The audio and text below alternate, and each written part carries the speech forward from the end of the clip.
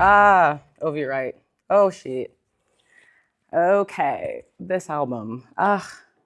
This album, produced by Willie Mitchell, O.V Wright, probably, unfortunately not well known in France or in the States, but I discovered O.V Wright during the COVID, the pandemic, and this album got me through the pandemic, honestly. I've been searching. I've been searching. I've been searching. Can't find what I'm looking for. Lord, what I would give. There's so many like bangers on this album. I've been searching. I'd rather be blind, crippled, and crazy, where he literally is talking about that he'd rather be blind, crippled, and crazy than be with this woman. Rather be blind, crippled and crazy. Somewhere pushing up the daisy. I'd rather be blind, crippled, and crazy. Because I actually even used that like triple idea, that triple lyrics for a song of ours on the last album. So that'll definitely be my choice. I'd rather be blind, crippled, and crazy. This is for me what I consider Memphis soul by excellence. Very Stax, but it's actually High Records, which was produced by Willie Mitchell, like I said earlier. And he did Al Green. He did a lot of really, really important soul records, in my opinion. And so this record is on the top of the list for sure. Awesome. Okay, let's look for another one. Okay, I'm gonna go with Betty Davis. Yes, this also is an album that I probably listened to a little bit too much. Betty Davis. She only did like 2 studio albums and then just totally disappeared. For me, she is the queen of funk and really brought soul music to a whole nother level.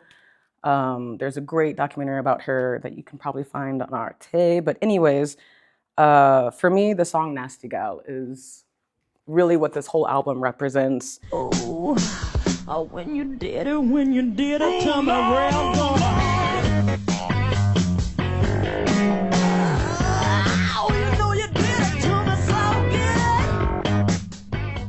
She was so avant-garde with her singing. It's between blues and grit and a lot of southern flavor to this album.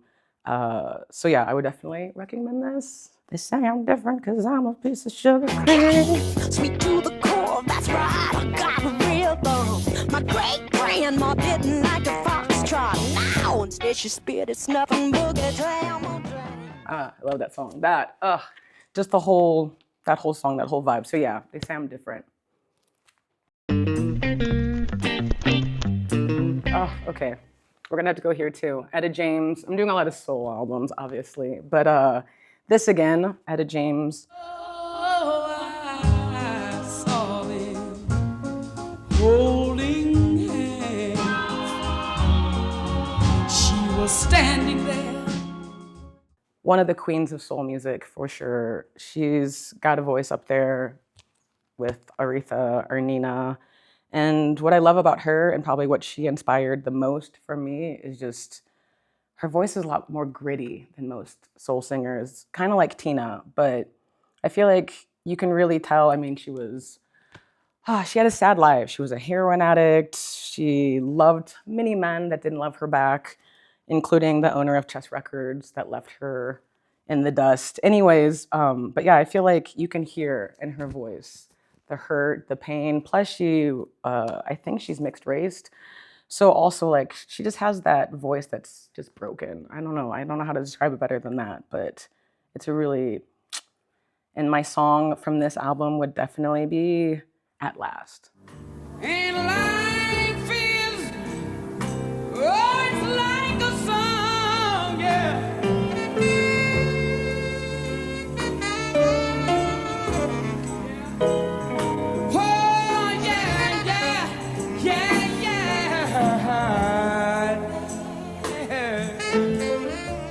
Oh, what a great song. I mean, the song, but I feel like she really makes it her own. And you can tell that you can just tell that she's actually happy for once. I really like that song for her. It's one of her rare songs where she is happy, I think. Okay, so let's put that back. Let's keep looking. The Gun Club. This album. First off, just look at the cover. I mean, honestly, Fire of Love. I love this album so much.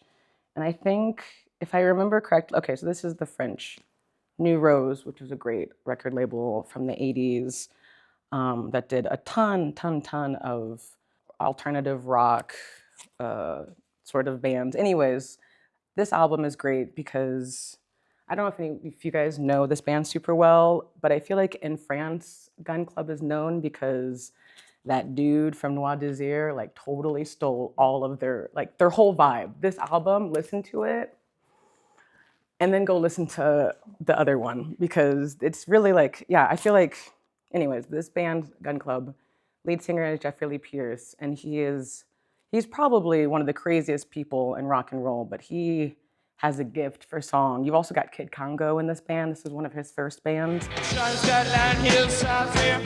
Sure's got light in her lips. Jake's got a mug shine on his head. Whichever hand's got a tiger in her lips. So you've got some serious rock and roll, punk rock, legendary instruments and players in here. But I really love this album because you've got a ton of, I mean, the Gun Club really mixed like garage, punk, but then with like a kind of southern swing to it. I don't know how to describe that better than that, but it's dark yet luminous. And for me, the best song on this, there's so many good ones. Sex Beat, the first song that's on it, is a great song. But I feel like my favorite of this is She's Like Heroin for me. I'm looking up at God to see what are you gonna do. I'm looking up and crying because I thought it was up to you. She's like heroin to me. She's like heroin to me. She's like heroin to me. She cannot. Just don't do heroin. That's a bad thing to talk about. But this song is so great, and it's like the greatest love song where he's just talking about being totally obsessed with someone. So, Gun Club. And I think this actually is like the French cover, and I think the American cover is totally different. But I only know this one, and it's really beautiful. And I forgot what film it's from. Some like weird voodoo kind of like classic old school movie. Anyways, great music. Moving on. Okay, we're gonna go back over here because I see this album, and since we're talking about rock, this album for me is probably the album I've listened to the most in my life. Pepper, she's having fun. She thinks she's some man's son. Her perfect loves don't last, her future died. I discovered Nico from listening to the Velvet Underground, and when I found out that she had like done her own solo albums, especially this one, which is produced by John Cale, and I know she hated this record, which is sad because I feel like it's one of her best records. But yeah, I know I've read a lot about this record in particular, but she kind of wanted to break away from the Velvet Underground, wanted to make her own record. John Cale was like, I got you, girl. I'm gonna produce all of your songs. And so she had just given him his voices, and he came back with this like weird folk. It's like all like these really, the instrumentals are very folky. It's so random from what she was coming from with the Velvet Underground, but it's so beautiful. And actually, the song These Days, I actually walked down the aisle at my wedding on that song. These days I seem to think about how all the changes came about my way. But yeah, I listened to this on repeat. Like when I was 17, I listened to this all day long, laying down on the ground. I had a little record player, I had a tiny little record player in my first apartment, and I would just listen to this album on repeat. And I feel like you've got Chelsea Girls on here, Fairest of Seasons. I mean, it's just bangers. These Days, And what I love about Nico as well is, though she wasn't English speaking, like it's not her first language, her texts are so beautiful and someone that I've always really looked up to. Like in these days, she says, "Please don't remind me of my failures. I have not forgotten them." And you're like, oh, that goes hard, man. She's a very honest writer, and I really love this album. So yeah, if you've never listened to Nico, this is a good one to start with, for sure. Okay, let's put that back. I might be talking a long time, but this album too. Sorry, this is another album. Oh, and with D'Angelo hiding in the background. Ah, okay, sorry. But that album too. I liked that album for different reasons when I was a kid. But Suxie's album. This is the happy house. We're happy here in the happy house to forget ourselves and pretend all well there is no hell. Suxie and the Banshees, for me, this really represents the best of English post-punk. I'm a big fan of the whole Manchester scene, Joy Division, and etc. But I feel like this album is probably one of her best albums, at least. Kaleidoscope. So this is, again, only bangers, really. You got Christine. Oh, Red Light. Red Light. I love that song. And I think it's the one, and you got Happy House. This is a happy house where the happy is. Anyways, I'm not gonna sing every song, but yeah, most of this album is great. And I think Red Light is a song that starts out with, and I love it for that, it starts out with they had used a Polaroid camera, and it makes this weird like, the song starts out with a Polaroid camera, and it works out so well. She falls into frame with a professional pout, but the Polaroids ignite upon seeing their subject.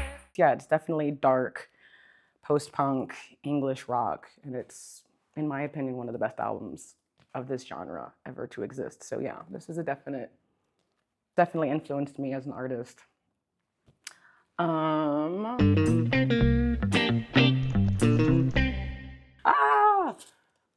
Okay. No, and plus this album. Okay, Curtis Mayfield. Everybody is a future shot.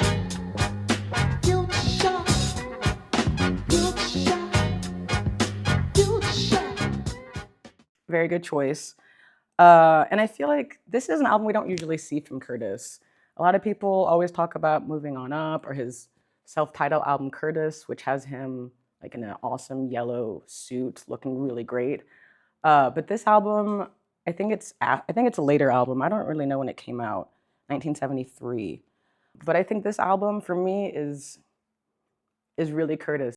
I mean, in text-wise, it's probably one of his most political, intense albums, and I think we can tell just by this beautiful cover. When you've got like American flags, and it's for me, this is an album, yeah, a needle. This album is really talking about like Black identity in the 1970s, and it's really interesting because we're definitely in the beginning of like, you know, it's Black Panther movement was super important at this time, and I feel like Curtis Mayfield definitely helped with this, the message of Black is beautiful, and so you got a lot of songs on this, like Back to the World and Future Song, If I Were Only a Child Again, Keep on Tripping. I mean, there's so many good songs on this that really talk about kind of what is the Black American experience, and kind of like a Stevie Wonder, I feel like this album is just as important for the message of what does it mean for Black Americans, though we've been rejected by this country. We built it with our hands and with our own blood, and we've served for it. And I feel like this album really talks about the connection a lot of Black Americans have, I mean, yeah, with America. And so it's an intense album, and I've always usually taken a lot of inspiration from Curtis because, like many musicians, many artists, he really has such a great, strong vision of what's going on in the world. And so when this album, you know, 1970s came out, I'm sure this did a lot of good for a lot of people. But yeah, I would definitely say the song Back to the World, first song on the album. Take it slow, fighting hard, but I don't know. I wanna get back home, gotta get back home.